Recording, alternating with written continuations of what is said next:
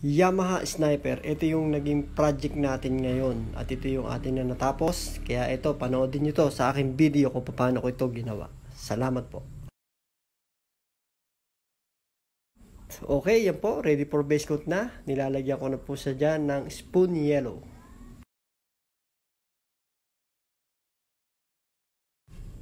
Okay, yan na po. Nalagyan na po natin siya ng clear coat at yan ay pinatutuyo na po natin.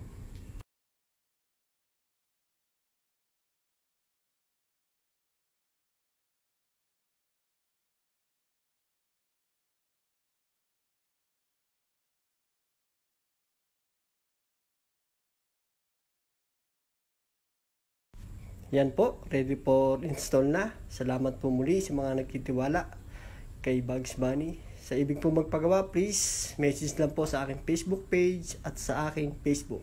Salamat po.